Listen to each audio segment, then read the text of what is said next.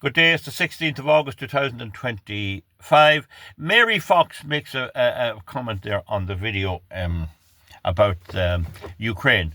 And there are bound to be people in Ireland who do not agree with me on the Ukraine, who simply do not agree with my view on the Ukraine. And what they usually print is, I don't agree with you, or you're wrong. You have to be aware that saying you're wrong is no good. Saying I'm wrong doesn't advance it at all.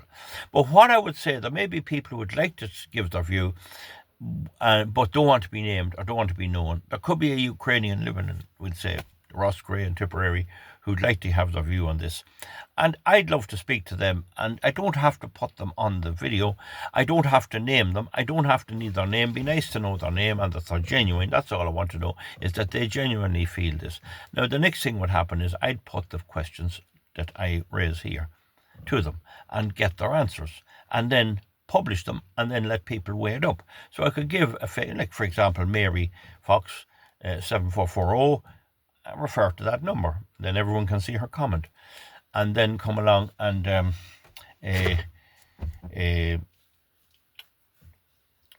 weigh up one way or the other.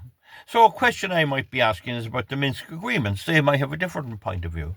About the revolution in 2014, they might have a different point of view. What come across to me is that the Ukrainians hate the Russians with a vengeance. And whereas here in Ireland we tend to have dealt with all that type of legacy issues and religious and sectarian things, we seem to have managed it fairly good. That type of approach has never been given in Ukraine, with the result that Ukraine is actually now where we'll say Northern Ireland was in 1919. There's been no process where people realise everyone has to live, and so it's just raw feelings. But it's not working. That's the point. And there's no doubt, if anyone's trying to tell me that Ukraine has beaten Russia, well, you're in la la land. That's not the case. So get back. Try and contact me if you have a different view. I don't care. Even you're an extreme socialist, put your view down. I've never managed to get a communist or a socialist to debate with me and ask the basic questions. And I can't get anyone who believes I'm wrong on the Ukraine and that to answer basic questions. And the point about it is, you've got to realise, and the Europeans got to realise, you cannot anymore expect American servicemen, young men from Omaha, Nebraska, from Minnesota, from St. Paul, Minnesota, from Cody, Wyoming, from Buffalo, New York, to join the military, be flown out into a war with Russia and lose their legs and their arms and their lives. And you sit at home and saying that's a good thing to do there. That's not on anymore. The day of wars being orchestrated by people who have no act or part in them is coming to an end. As I said, the desk generals are coming to an end, and Bob Dylan had a song, Masters of War. People just sitting around there deciding this. We and I am working hard to make sure that those who want war will fight in the war, not those who don't want it. And so the manipulation and how democracies can produce governments who will get the young people to go to their deaths for somebody else and for a cause they never heard or understood or know about, I think is winding down. The fact is, in New York, there's a monument for the Vietnam dead.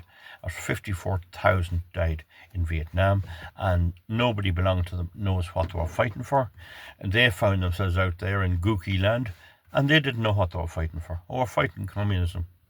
Now, EU, Ireland, and Vietnam, America and Vietnam are trading. President Trump visited it. So what was it all about? The day of that's different. It's different if we were under attack here in Ireland and an old lad like me was called into a dad's army job and lying out in the ditch. I'd do it if there was a genuine threat. But I don't feel there is a genuine threat. And if the people of the Ukraine have legacy issues, that was Russian territory at one time, and they feel they hate the Russians, and definitely Stalin gave them a tough time. But that's changed. Well, they should have managed that in a much better way. You can't expect the Russians to surrender to Victoria Nuland and Ursula von der Leyen. We are forced to surrender for the moment here. but we can't expect them to do it. So come on and be interviewed. I want to give fair play. But this thing, oh, you're wrong, I don't agree with you, that means nothing. That's just empty words. It means nothing. Good luck. We'll see you back.